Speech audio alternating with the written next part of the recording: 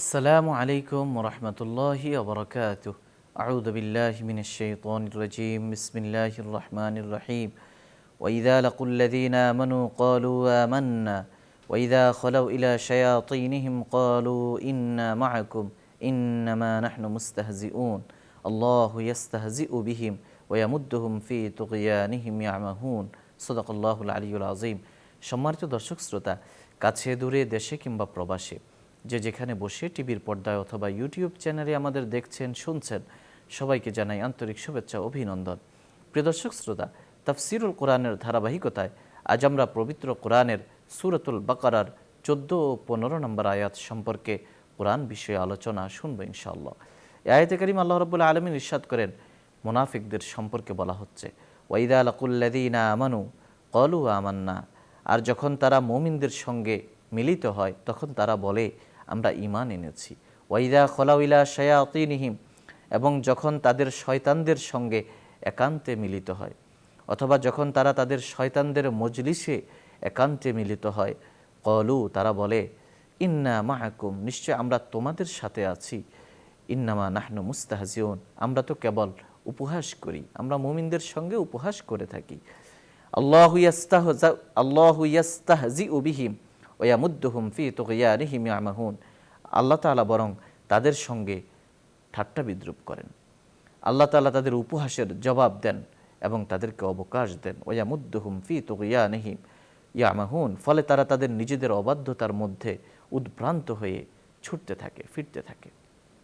প্রিয় দর্শক শ্রোতা, এই আয়াতে আল্লাহ রাব্বুল আলামিন মুনাফিকদের দ্বিমুখী স্বভাবের কথা বর্ণনা করেছেন। মুনাফিকরা যখন মুমিনদের সঙ্গে মিলিত হয় তখন তারা বলে আমরা তো মুসলমান, যখন কাফিরদের সঙ্গে মিলিত হয়, যখন তারা শয়তানদের সঙ্গে মিলিত হয় তখন তারা বলে আরে আমরা তো মুসলমানদেরকে ধোঁকা দিই, আমরা তো প্রকৃত অর্থে তোমাদেরই লোক। এই ধরনের মনোবৃত্তি হলো দ্বিচারিতা, দ্বিমুখী স্বভাব, এটি হলো মুনাফিকি। এখানে বলা হয়েছে যে শয়তানদের সঙ্গে মিলিত হয়, এই কথার অর্থ কি? তাফসীরবিদরা দুটি ব্যাখ্যা দিয়েছেন।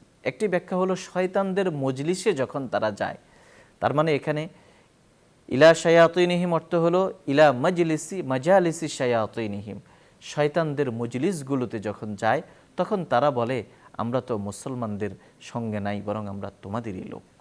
এটি একটি ব্যাখ্যা।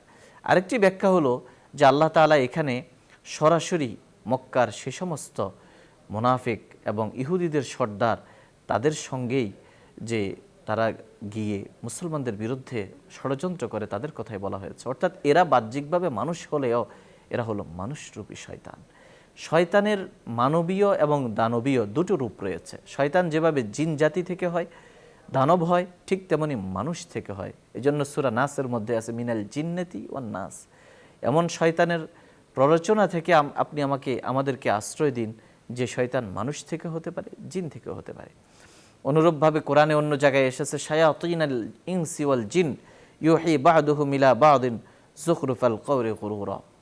সুতরাং শয়তান মানবীয় দানবীয় দুই রূপেরই হতে পারে। যারা ঈমান বিরোধী, যারা ঈমান বিদ্বেষী এবং কুফরিমূলক কথাবার্তা বলে, ইসলামের বিরুদ্ধে কাজ করে, মানুষকে আল্লাহর পথ থেকে বিচ্যুত করার চেষ্টা করে, এরা মূলত শয়তান। আর এই শয়তানগুলো হলো শয়তানের মানবীয় রূপে, মানবরূপী শয়তান। প্রিয় দর্শক শ্রোতা, এই আয়াতে আল্লাহ রাব্বুল আলামিন ইরশাদ করেছেন ওয়ায়ামুদ্দুহুম, তিনি তাদেরকে অবকাশ দেন। সাময়িক দেখা যায় অনেক কাফের, অনেক ইসলাম বিদ্বেষী দুনিয়ার মধ্যে তার বাড়ন্ত ভাব, দুনিয়ায় তার প্রতিষ্ঠিত, দুনিয়ায় তার প্রভাব প্রতিপত্তি, কিন্তু এটা খুব শীঘ্রই চলে যাবে, শেষ হয়ে যাবে। আল্লাহ তাআলা বরং তাদেরকে অবকাশ দিয়ে রেখেছেন, তারা উদ্ভ্রান্তের মতো ঘুরছে ফিরছে। এরপর আল্লাহ তাআলা এই আয়াতে ইরশাদ করেন আল্লাহু ইয়াস্তাহজিউ বিহিম ওয়া ইয়ামুদ্দুহুম ফি তুগয়ানিহিম ইয়ামাহুন, আল্লাহ তাআলা বরং তাদের এই ধরনের মুমিনদের সঙ্গে যে তারা ঠাট্টা বিদ্রুপ করে, উপহাস করে, এই উপহাসের জবাব দেন। এই উপহাসের শাস্তি আল্লাহ তাআলা কখনো কখনো দুনিয়াতেই দিয়ে দেন। ইমাম শাআরাবী রাহিমাহুল্লাহ এই আয়াতের ব্যাখ্যায় লিখেছেন ওয়াইদা খালাউ ইলা শায়াতিনহিম, এখান থেকে তিনি ইস্তেদলাল করেছেন, তিনি প্রমাণ হাজির করেছেন যে যারা ইসলাম বিদ্বেষী লোক তাদের গোপন মজমা বসে, তারা প্রকাশ্যে কখনো এই ইসলামের বিরুদ্ধে মুমিনদের সঙ্গে বসে তাদের বিশ্বাস নিয়ে সমঝোতা করতে চায় না এবং তার ভুলগুলোকে তারা শুধরে নিতে চায় না, বরং তাদের কাজকর্ম সবসময় গোপনীয়তা, নানা ধরনের গোপন এজেন্ডা তারা সবসময় বাস্তবায়ন করতে থাকে। তাফসিরে জাদুল মাসিরের মধ্যে উল্লেখ করা হয়েছে আল্লাহ তাআলা কিভাবে কাফিরদের বা মুনাফিকদের ঠাট্টার জবাবে ঠাট্টা করেন। শব্দটা কিন্তু এটাই আনা হয়েছে। আল্লাহ তাআলা বলেছেন আল্লাহু ইয়াস্তাহজিউ বিহিম, আল্লাহ তাআলা তাদের সঙ্গে ঠাট্টা বিদ্রুপ করেন। আল্লাহ তো ঠাট্টা করতে পারেন না, তাহলে এর ব্যাখ্যা কি হবে? তাফসিরবিদরা এর বিভিন্ন ব্যাখ্যা দিয়েছেন।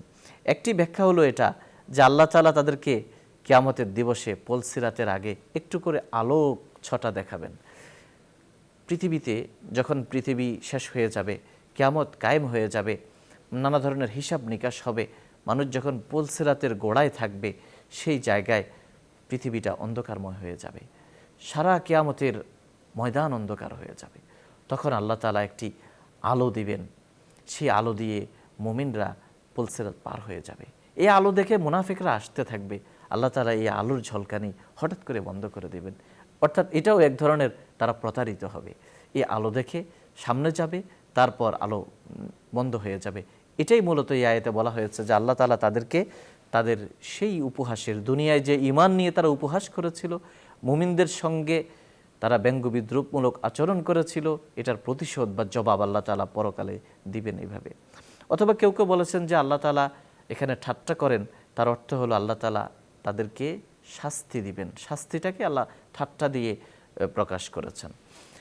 ইমাম কুরতুবী রহিমাহুল্লাহ একটি সুন্দর কথা এখানে এনেছেন। তিনি বলছেন যে আল্লাহ তাআলা কোরআনের মধ্যে তার যে বর্ণনা শৈলী এমন এনেছেন যে যখন যেই ধরনের আলোচনা, কাফেররা যেই কাজ করে তার বিপরীতে ঠিক সেই ধরনেরই আল্লাহ তাআলা শব্দ চয়ন করেছেন। এজন্য কোরআনে এসেছে দাঁতের বদলা দাঁত, হত্যার বদলা হত্যা, মানে আপনার শাস্তিটা যেন সমান হয়। আল্লাহ তাআলার ন্যায় ইনসাফের দাবি হলো শাস্তিটাকে সমান করা।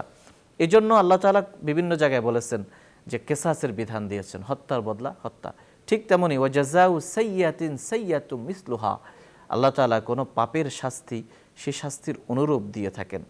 তাই কখনো কখনো আল্লাহ তাআলা বলেছেন ওমাকারু ওমাকার আল্লাহ, তারা আল্লাহর সঙ্গে তারা বিভিন্ন ধরনের কূটচাল করে, মুমিনদের সঙ্গে নানা ধরনের ষড়যন্ত্রমূলক কাজ করে, আল্লাহ তাআলাও তাদের সঙ্গে ষড়যন্ত্র করেন। মূলত এটা হলো তাদের সেই ষড়যন্ত্রটাকে আল্লাহ তাআলা নস্যাৎ করে দেন, কিন্তু জবাবটাকে আল্লাহ তাআলা শব্দটার মধ্যে সমতা এনে আল্লাহ তাআলা প্রমাণ করেছেন এবং জানিয়েছেন যে কিভাবে শতভাগ ইনসাফের সঙ্গে তাদের সঙ্গে আল্লাহ তাআলা কাজ করবেন এবং তাদেরকে শাস্তি দিবেন। এটা বোঝানোর জন্য এখানে তাদের ব্যঙ্গ বিদ্রুপের বিপরীতে আল্লাহ তাআলাও এই শব্দেই ব্যবহার করেছেন যে আল্লাহই তাদের সঙ্গে ব্যঙ্গ বিদ্রুপ করবেন। প্রিয় দর্শক শ্রোতা, মানুষের মধ্যে এক ধরনের দ্বিমুখী স্বভাব রয়েছে।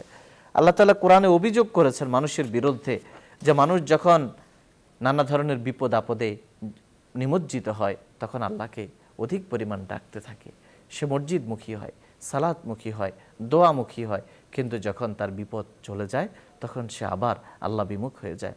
আল্লাহ বলেন ওয়ালাউ ইউআজ্জিলুল্লাহু লিন-নাসি আশ-শাররা ইসতি'জালাহুম বিল খাইর লাকুদিয়া ইলাইহিম আজালুহুম, আল্লাহ যদি মানুষের শাস্তির ব্যাপারে তড়িঘড়ি করতেন, যেভাবে তারা পার্থিব কল্যাণ লাভের জন্য তড়িঘড়ি করে, তাহলে তাদের মৃত্যু ঘটত।